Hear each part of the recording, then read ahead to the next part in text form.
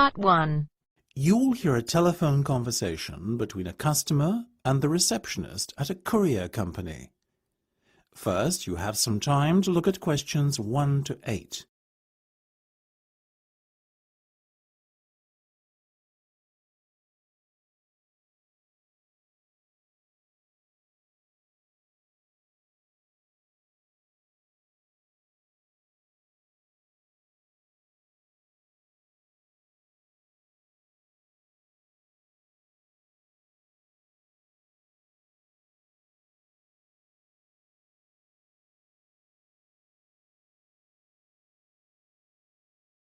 Good afternoon, this is Rourke's Courier Service.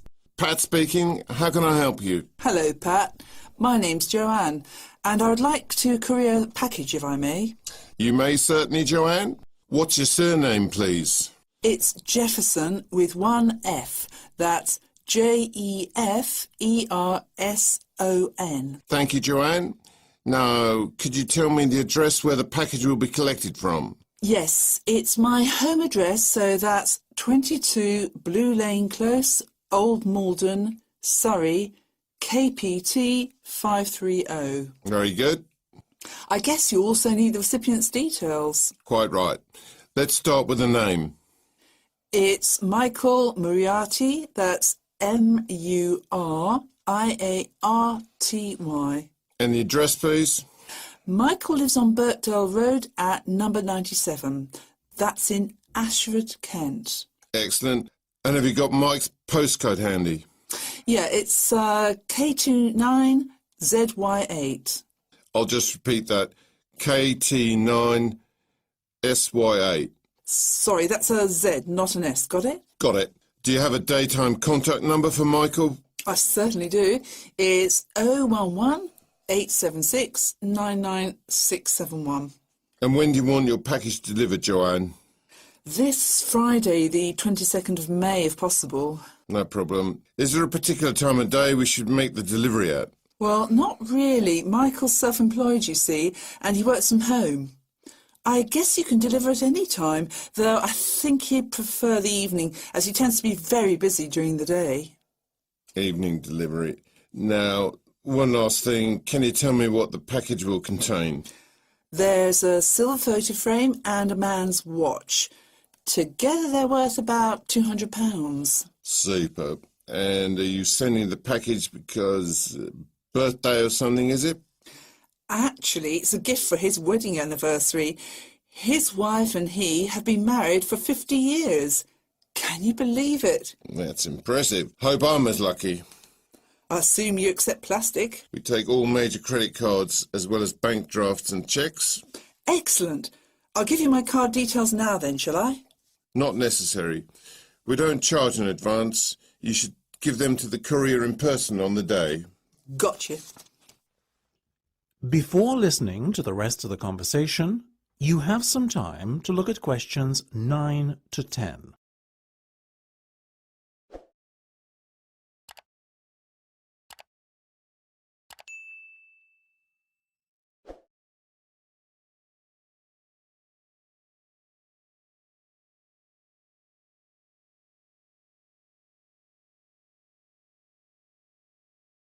Now, delivery will cost you £50, but I can recommend something. Of course. If I were you, I'd take out our goods in transit insurance as your package is quite valuable. Isn't that included in the price then? No, you're only covered for theft, but not for accidental loss. Surely you're responsible if the product gets mislaid. Not since the recent change in legislation. Customers are now required to take out an additional insurance to cover this risk. That's ridiculous. So I pay £50 and have to cough up more money if I want to make sure my package doesn't get misplaced. What am I paying you for? I'm sorry, Joanne. I wish I could change the situation, but I can't. How much is this insurance then? £2. Ah, well, why didn't you say so? In that case, I'll take it. Great. Well, that should be everything for the moment, Joanne. We'll give you a call, let you know we're coming. Thank you. Bye-bye. Cheerio then. That is the end of Part 1. You now have half a minute to check your answers.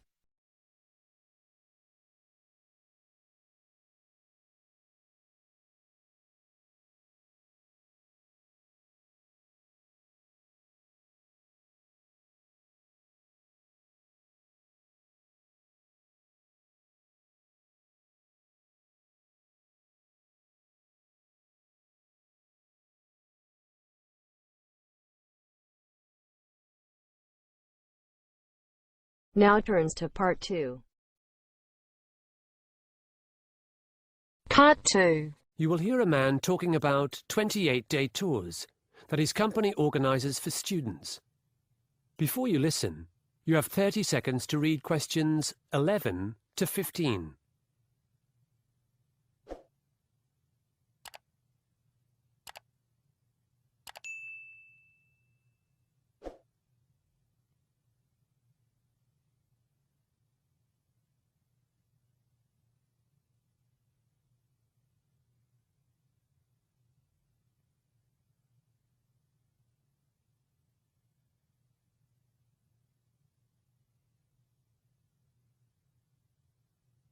Welcome to Go16, the adventure tour company for high school students.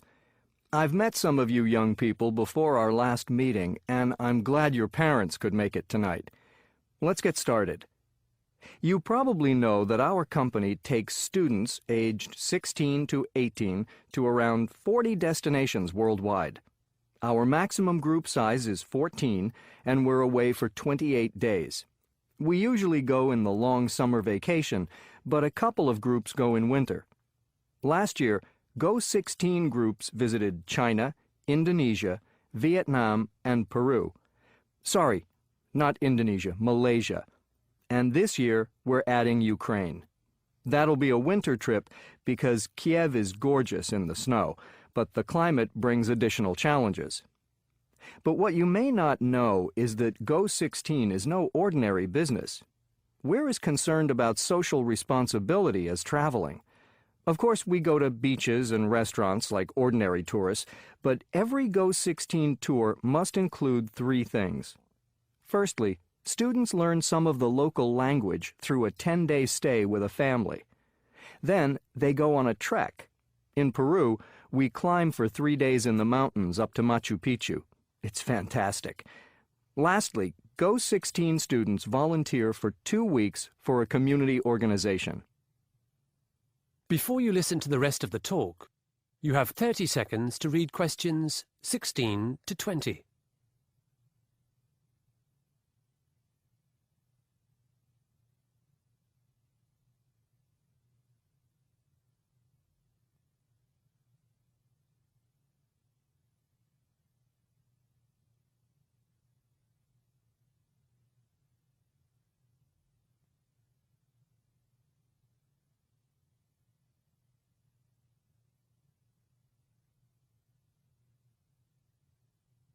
While I'm on this topic of volunteering, our Go16 group in China in 2009 took part in an environmental project to prevent the desert spreading. Our students saw the Great Wall and the Forbidden City in Beijing first. Then they flew 3,000 kilometers west to Kashgar. They assisted scientists from a well-known research institute with laying plastic netting in the Taklamakan Desert. Over time, seeds are caught in this netting, and eventually plants grow to create a barrier against sand. In 2012, another Go16 group went to see the progress, and they were amazed. Grasses, bushes, and even trees had grown that stopped the desert spreading. I can hear your mothers thinking, laying plastic netting in the Chinese desert? That doesn't sound safe or educational. Why would my child be doing that? As to the safety, Go16 has very good insurance. All our staff is bilingual and familiar with local conditions. Furthermore, we follow New York State health and safety regulations in every country we're in. Concerning the educational value of the Desert Project, I think all of those Go16 students got straight A's in biology and geography back home. Perhaps you're wondering, what does all this cost? Go16 has 2 packages which you can read about in the brochure I'll pass round. Since the kids raise some of the money themselves, it's less expensive than you might think. As I said before, we've added Ukraine this year. We chose this country because the history of Eastern Europe is now part of the school curriculum. Some of you here tonight might be studying the communist period and the breakup of the former Soviet Union. Many Americans also have family members from there. Lastly, I was born in Kiev, the capital, so I'm Ukrainian American. I can give a special insight into the country and culture. Now, I said earlier that Ukraine is lovely in winter. However, some of the community projects Go16 will be involved with are connected to AIDS and drug use. These may be challenging for teenagers. In my opinion, the world is a complex place, and understanding complexity is an important part of education. Of course, Go16's tours are fun. Trekking is fantastic fun, but they're also about personal development and understanding our ever-changing world. Now it's your turn. Any questions? That is the end of part 2. You now have half a minute to check your answers.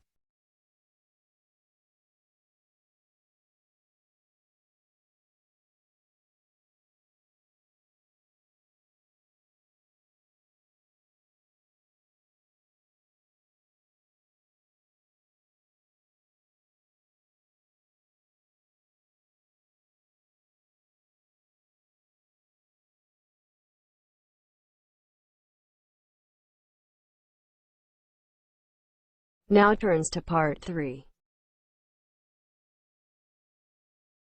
Part 3. You hear a discussion between a couple and a real estate agent. First, you have some time to look at questions 21 to 25.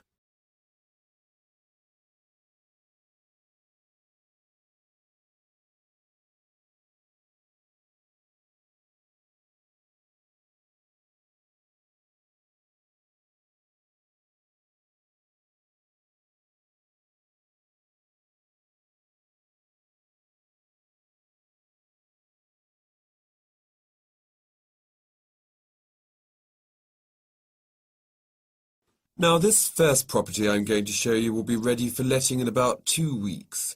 It's on the market for £1,500 per calendar month, but the landlord is open to offers. If after the viewing you think you might be interested, might I suggest that you make an offer, however, as a property like this won't stay on the market for very long? My first impressions are good, I have to say. I like the location. It seems to be a quiet residential area, and the proximity to the common is advantageous, as we like to go for walks together in the evening. What do you think, Becca? It does look rather impressive, Nick. Let's go inside, shall we? Now, as you can see, the front door opens into this lovely, spacious reception room where you can welcome guests. Let me lead you into the kitchen area, which is just through here. I know I've asked you this already, but I just want to make sure that the furniture stays, correct? Yes, everything you see here will remain on the property. The only things the landlord is taking with him are his television and DVD player. Why is he vacating such a lovely flat as this? He and his wife have just had their first child, and they felt it was time to look for somewhere more spacious which can accommodate a family more comfortably. They've just purchased a 3-bed house in one of the city's suburbs, but they were eager to hold on to this property too, which is why they've decided to let it out. They now look at their old home as an investment proposition. Very sensible. The size of the kitchen is something I have a little bit of an issue with, though. After all, while there are plenty of counters and workspaces, there isn't a kitchen table or anywhere to eat. True, but come through here and you'll find a very generous dining area. Wow, this is roomy. We could definitely entertain here, Nick. Do you mind if we view the bedroom and bathroom next? Of course. This way. Here's the master bedroom. There's a small room off to the side there that could arguably be used as a second bedroom, but I think the lack of space makes it better suited to acting as an office. Your ensuite bathroom is through here. It looks very modern. Has it been recently decorated? Better than that. In fact, the bathroom is completely new. It was only fitted last week. The house has also been given a professional clean, and all of the rooms were redecorated after the landlord moved out. Before you hear the rest of the discussion, you have some time to look at questions 26 to 30.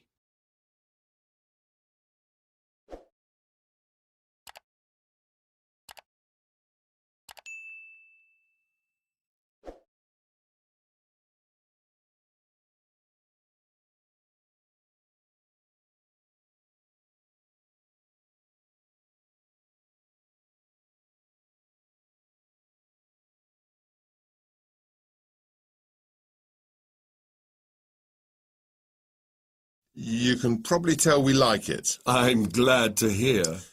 But now let's get down to business. It's on the market at 1,500, you said, right? Right. Well, realistically, what do you think the landlord would be willing to accept? I would say offers over 1,400. Well, I'm not prepared to offer that. I'll make an initial offer of 1,200, and if that is rejected, I may consider upping my offer by £100, but that's as high as I'll go. As you wish. You are happy with an initial contract of 12 months, I presume? Yes, assuming there's a break clause after 6. That's no problem. The standard contract allows you to give 2 months' notice that you will vacate the flat from the 4th month onwards, effectively. You can vacate any time after the 6th month, provided you give the proper notice in advance. All sounds good. So what happens next? I will put your offer to the landlord, and if he accepts it, you'll be asked to put down a holding deposit of £500 to take the property off the market. Then, assuming your reference and credit checks come back okay, we can sign the letting agreement and get you moved in. Before you sign the contract, though, on top of the £500 holding deposit, you will have to put down a further 4 weeks' rent in payment of the full bond deposit, as well as fronting up your first month's rent in advance. What about your fees? We charge £120 per person to cover our administrative costs and reference checking. So times that by 2, and that's what you'll have to pay me. OK, well, thank you. We'll need a couple of hours to think it over, but we'll give you a call as soon as we decide one way or the other. That is the end of part 3. You now have half a minute to check your answers.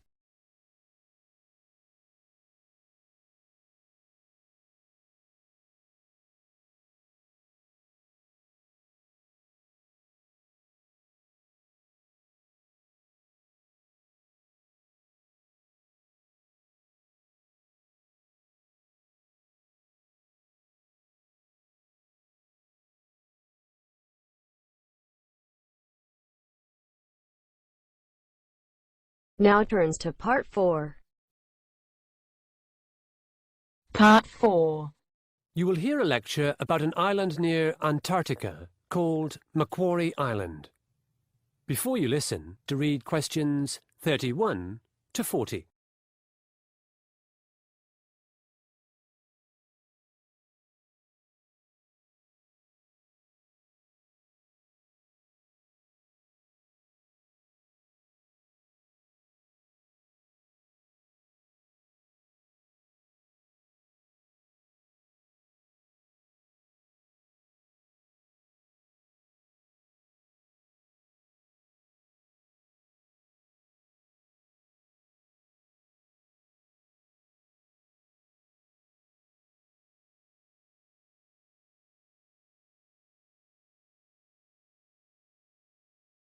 Good morning. Today's lecture is on Macquarie Island. We'll be using this island for our next assignment, in which I'd like you to write a practice proposal for a research grant there. Macquarie Island is halfway between the Australian mainland and Antarctica. To be precise, it's 1,500 kilometres south-southeast of Tasmania. It's quite a small island, only 128 square kilometres, but its geological value is immense. In 1997, it was made a UNESCO World Heritage Site for this reason. Macquarie Island is the only place on Earth where rocks from the mantle are exposed above sea level. Macquarie Ridge, which the island is part of, is right between 2 tectonic plates, the Indo-Australian and the Pacific. As you may imagine, earthquakes are common. One in 2004 registered 8.1 on the Richter scale. Luckily, there was no loss of human life. Discovered by Frederick Hasselburgh in 1810, Macquarie Island was named after the Governor of New South Wales, a British colony which is now an Australian state. Hasselburgh was looking for seals to kill. In those days, seal skin and blubber, or fat, were in great demand. They were used around the world for clothing and heating. It was Hasselborough's lucky day when he found Macquarie Island, since there were possibly 1 million animals there. Hasselborough and his men slaughtered as many seals as possible, boiled down their blubber and shipped it back to Australia. This industry continued for over a century. Both the seals and penguins were very nearly made extinct. After sealing ended, Macquarie Island became a nature reserve and a giant science lab. At present, there are no permanent inhabitants, and only 40 people, nearly all scientists, stay there temporarily. There's been an Antarctic base there since 1948. I think it's now called the Australian Antarctic Division. But back to some unfortunate events. In 1810, by accident, Hasselborough carried rats on his ships. Deliberately, he brought rabbits to feed his workers. Later, cats were introduced to kill the rats, but the cats bred like rabbits. By the 1950s, there were huge rat, cat, and rabbit populations. It is believed the cats killed 60,000 seabirds each year. From 1985 to 2000, more than 2,500 cats were destroyed by park staff. Rabbits don't eat birds, but they do cause erosion. Landslides, caused by rabbits, have reduced the area where birds make their nests. In 2007, a 7-year plan to rid the island of rabbits was put into action.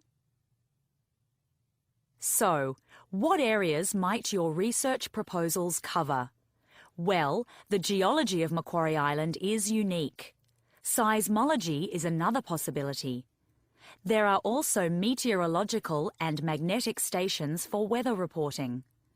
There's been a long-term study on rising temperatures collected by these stations, which has been fundamental in our understanding of global warming. Animal life is abundant. More than 80,000 elephant seals call this place home.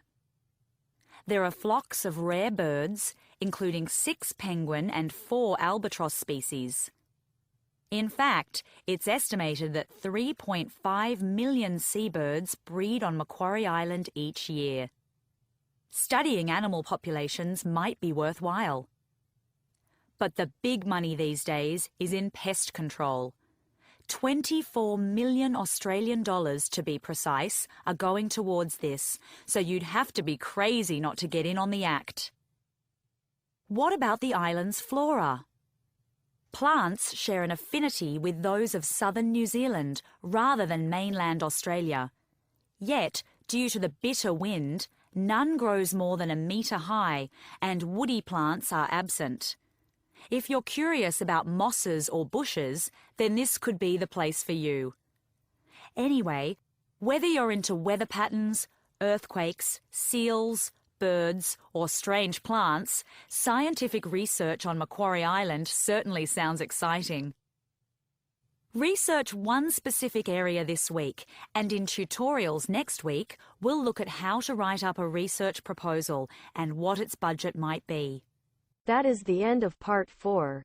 You now have half a minute to check your answers.